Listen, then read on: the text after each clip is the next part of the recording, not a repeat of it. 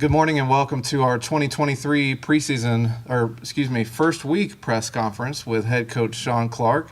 We're excited to have everybody both in the room and online. Coach Clark will give us an opening statement and then we'll take questions from the media heading into Saturday's game 1 against Gardner-Webb. It's good to see everyone. Again, thanks for coming. Just a few house cleaning items here. Our captains were announced this past Friday. Isaiah Helms, Bucky Williams, and Christian Horn represent the offense. Nick Ross, Brendan Harrington, Andrew Parker will be with the defense. And then Milan Tucker and Jackson Green will represent the special teams. So very proud of all 8 of those players. They represent our program the right way. They're hardworking. And again, just excited for those guys to lead our football team. Scooby Ford is no longer with our football program. He has moved on.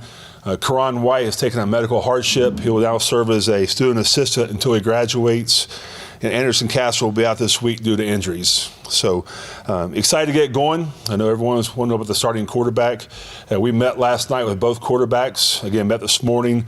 Ryan Berger will be the starting quarterback going to game 1 with Joey backing him up. That's a competition we didn't take lightly. Both quarterbacks can lead our offense and move us down the field and take care of the football. But we felt right now Ryan, the last 4 or 5 days, really taking a big step. So he'll be a starting quarterback against Gardner-Webb. Again, it's great to be here. I mean, talking about it's been a long time since we played a game from last year, and to bring Gardner-Webb, an in-state opponent, here at the Rock this coming Saturday is exciting. It's supposed to be great weather, and we expect a big crowd. So we'll open up for questions. David Ware, 247 Sports. Sean, you mentioned the quarterback decision that was made. What are some of the things maybe that Ryan displayed, you mentioned, over the last 4 or 5 days that kind of separated him and made him the choice for week 1? Well, that's a battle, David, that we didn't take lightly. It went back to January when we all came back from Christmas break, and we wanted to make this a true quarterback competition. And then you went through spring practice, through summer workouts, and through fall camp. And some days Ryan outperformed Joey, and it was vice versa. Joey outperformed Ryan. But the last few days, this is command of the huddle, the way he's been able to hit the right reads, get us in the right plays, our checks. We felt that was the best opportunity for us to win a football game with Ryan as starting quarterback. But again, both quarterbacks competed very well, and we feel very confident we have 2 quarterbacks that can play winning football here at App. In looking at the depth chart, you've got a defensive unit that looks a lot different than it did last year. Some familiar names back, but you've got some transfers mixed in there, some younger guys who have developed their way up the depth chart. Can you talk a little bit about the off-season development of this defense? Because it looks and feels much deeper than it did last season. And that was intentional. I think Coach Sloan and his staff have really closed the gap to where we started, back in January until now. Here right before a game week, the depth was a big issue for us. We went out through the transfer portal and got some guys on the defensive side of the football that can really make an impact for us, either starting or as a backup. And again, if they're back, we're going to play 9, 10 to 12 defensive linemen in game 1. That's the position we have to make sure we're good as we get in the conference play. But you look at it, look at Sean Collins and Mike Fletcher. Those have been 2 players that really stood out. They bring a lot of length and speed to rush the quarterback, if you will. Andrew Parker's been there for a while now. It's his 2nd year in the system. And then you look at the safety position and corners. Tyreek Funderburks came in and really made a name for himself, really did well in spring practice. And then, we have 3 corners that will play for us, and Jarrett Paul and Ethan Johnson. So I just like where we are right now. I like our team chemistry. I like how we compete every day in practice. We practiced yesterday. It was probably one of the most competitive practices we've had all season. You also mentioned the team captains being announced this past week. Can you remind us a little bit about the process that you guys go through to choose those guys? And then realizing they're all individuals, is there anything in particular about this group as a macro that you would say kind of defines their leadership qualities? Well, I think it's what our program is based upon. It's blue collar and work ethic. And, all 8 of these players demonstrate that through the off season and through summer workouts. But I'm proud of the way our team voted for our captains. Again, it was a vote on this past Friday, and we announced to the team and to the media on Friday through social media. But just the way they go about themselves, the way they handle business on and off the field, the way they represent our university, the town of Boone, I think that speaks volumes for the leadership we have in that room right now. David Rogers, High Country Sports. You seem to emphasize that the starting quarterback decision was for week one. Is this going to be does that imply it's going to be an ongoing competition from week to week decision? Yes, it's you have to earn your way to be a starter, and that's every week. That's just not the quarterback position. If we have a player on the defensive line that plays better than a backup that plays better than a starter in the week one, then we'll make a move on the depth chart. There's one thing that both sides of the ball and special teams throughout fall camp, the depth chart moved on a daily basis. And that's great for competition, the way you want to compete on a daily basis. You can't have an off day here at App right now because it will change. But again, no one's safe, even the head coach. So we got to make sure we compete on a weekly basis and put a great product on the football field. Speaking of the depth chart, you've got a number of guys at wide receiver, and you've actually got a couple of guys, probably deeper in the depth chart right now, Cohen Sutton and Coakley, who are young guys with App State pedigrees. Can you speak to their development, where they're at? Yeah, I think the receiving room as a whole is probably the deepest position we have on the field with a lot of returning stars from last year. I think you look at the 5 or 6 guys that are on the depth chart first, and then the young guys. You mentioned Zahn and Cohen, and then we also have Chris Lawson. Those guys have really had stood out throughout fall camp, made some plays, but again, they're still young. And you have to be able to play the game at a high level for a while to make sure you're going to be a player here. So I think in time, those 3 or 4 really stand out for us. But again, we have a lot of depth at that position, and one I'm very excited to watch play on Saturday. Hey, Coach, Ethan Smith, the Appalachian. Can you just talk about maybe trying to keep the locker room focused on this Gardner-Webb team coming up instead of having them look ahead to a rematch with UNC next week? Yeah, the Gardner-Webb game is the game. I mean, we're not looking ahead at anyone. You look at they were 7-6 overall last year, 5-0 in the Big South. You just look at it, the players, the numbers they have, it's mind-boggling in some ways. You look at their defense, 80 tackles for losses last year, 38 sacks. They have 3 preseason All-American players, 10 preseason All-Conference players. And then on the offensive side of the ball, Gaither, the running back, he's dynamic. He's 5'10", 180 pounds, and they're going to make ways to get him the football, either shift him out of the backfield, line up a receiver, unbalanced formations. I think Trey does a really good job of just the way they shift motion. They really put your defense in a bind to make sure your gap sound. So there's no looking ahead. This is the biggest game of the season because it's game 1, and we know that we have something to prove. And so our kids aren't looking ahead one bit. It's all about Gardner-Webb, and that's where they'll be all the way through Saturday. Coach David Jackson, Kyle Arnholt seems to have kind of that mountaineer pathway, if you will. Started on special teams a lot of time due to injuries last year.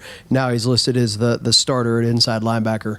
Can you give us a little bit of a taste of what his development has been like, and does he kind of fit that mold of some of those that have earned their way, as you said a moment ago, to now being in a more prominent position? Yeah, I'm very proud of Kyle. People that don't know the story on Kyle, he tore his ACL the last game of the senior season.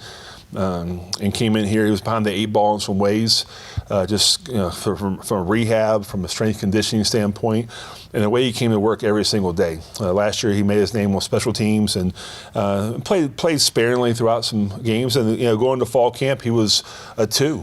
And like you mentioned earlier, it's the depth chart's moving every single day, and his play speaks for itself. When you put the tape on throughout fall camp, Kyle Arnholt was a kid that kept on coming up. And we met as a defensive staff, and who gives us the best chance to win now? And that's Kyle playing the linebacker position. Last year, I know you talked a lot about situational football when it came to 4th down, getting off the field and inside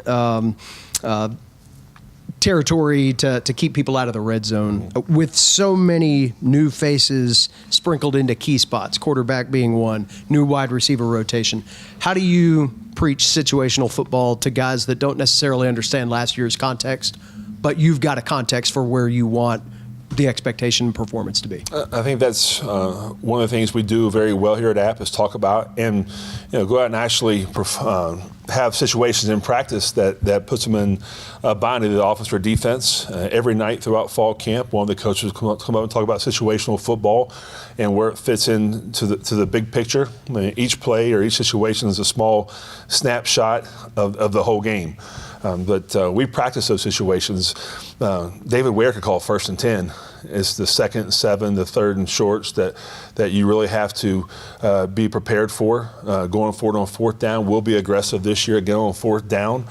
Because again, touchdowns wins football games, and to go out and get in the red zone and go out with field goals, that doesn't help. You're losing 4 points right there. So we talk about the 4 points you lose if you kick field goals. So we'll have to be aggressive in the red zone, and then just throughout how you prepare practice, throughout you has to be able to coincide with the game. And we talk about the middle 8 a lot around here, and that's the last 4 minutes of the first half and the first 4 of the second half. And you talk about situational football again. You go back and whenever we've won the turnover margin, since I've been the head coach, we're 15-1 when we've won the turnover margin. So that's a big doubt throughout fall camp. And I think our coaching staff's done a great job of relaying the message to our players. Now the players are talking about it. So if they're talking about it, then they know it's very important. Chris Womack, WLOS. With the idea of earning your spot every week at the quarterback position, you've got a pretty young guy. What's the balance between earning your spot but also giving him enough of a leash to kind of develop as a college quarterback? Yeah, it's playing quarterback in college football is not easy. And so it's a weekly battle. And we talked last night with Ryan and Joey that there's going to be ups and downs throughout this thing, and there's going to be learning curves that you wish you had that play back. But we're very confident who we have at quarterback. We're very confident in that quarterback room as a whole.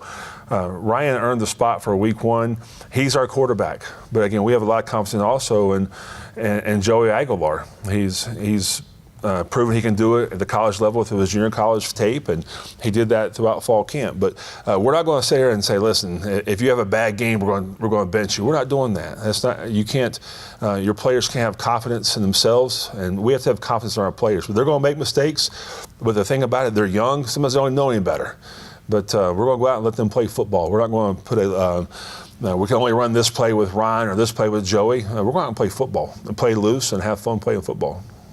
With Caden Robinson specifically, what did you see in his development from the end of last season to now?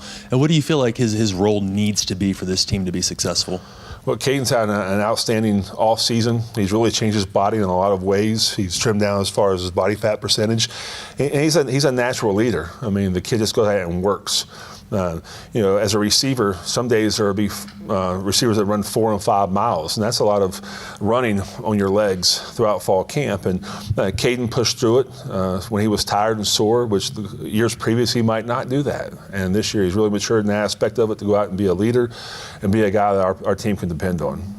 I'm going to go a little off the wall here. App has 3 guys, former football players, who are on NASCAR pit crews right now. 4th one in the Truck Series. What do you think of that kind of pipeline that y'all are kind of developing to NASCAR and just the opportunity for these guys to be in professional sports, even if it's not football? Well, it's a great opportunity for them to earn a living for sure. And trying how to answer this question, but any way we can go out and they can make a living doing something they love, and you watch NASCAR's a popular sport on TV right now, and we have connection with Joe Gibbs Racing and Hendrick Motorsports that the guys come out and work our players out. In some of our positions, it's no different than NFL. They have certain specs they want, certain height and weight for different positions on the pit crew, and the players have done that, have been very successful. Hey, Coach, Patrick McCormick, Watauga Democrat. With this game opening up against Gardner-Webb, is there a particular area of focus on the team that you're really key to seeing how they start off the season? For Gardner-Webb or for App State? for your side of the ball, whether offense, defense, special teams, something you're really eager to get a first look at? Yeah, we had our team meeting last night, and we talked about week 0. If you look back at week 0, some of the mistakes that were made, the turnovers, delay of games, not getting lined up the proper way on defense, mental breakdowns, the things that you can show. Hey, this is what happens when you're not prepared. And if any indication of how our practice was yesterday, our guys were locked in. I thought it was one of the most competitive practices we had yesterday. Our kids were locked in, and we're excited to play this season. It's been a long time since the last game we played, and I think everyone in our program has something to prove, including from myself all the way down. That this is not a rebuild, it's not a reload. We're resetting, and I think that our team was taking it to heart, and everything we do now is about this year. Perfect. One more from me is App State actually led the NCAA in percentage of attendance over capacity. How critical is that for success during a football season? Well, it's big for our athletic department. It's big for our football in general that you bring recruits on campus, that they see this is an electric atmosphere. A lot of credit goes to Doug Gill and our staff, how they promote games, but really to our fan base. They're a passionate fan base that expects to win. And that shows on Saturday, and that's that's not always the case in the Sun Belt around college football. But you're I think 112% capacity of our stadium, and that's a great tool in recruiting. It gives the home field advantage when the opposing team is playing. So the Rock's a special place, and we're very proud of how our fans represent us. Coach, in some ways, you've got a little bit of a, a new look defense, new coordinator, a few new players like we've talked about. Gardner-Webb ran one of the highest number of plays in the FCS last year. Do you like tempo being an early challenge for this group to feel that they can check that one off the list, so to speak? Yeah, it's, what's really going to help our defense is have a really good offense. And if we can keep their offense off the field, then it gives our defense more time to make adjustments, because Coach Lamb does a fantastic job of really shifts and motions and empties and going fast in tempos that puts you in predicament that you can't get a whole call in on defense. It's a one-word call. That goes to our base look, if you will. But it's something that does scare you. But the good thing is that we're able to do that also. And we're able to get a lot of practice this fall camp and throughout spring practice of the tempo of offense that they run. If you look at their offense, probably very similar to us. It's how they're going to run the football and shifts in motion. So we're prepared. Again, the hay's never in the barn. Our guys were up here late last night working on both sides of the football. So that's why you play the game. And again, we can't be more excited to play them this Saturday. Any more questions for Coach? All right, thanks. Thank you.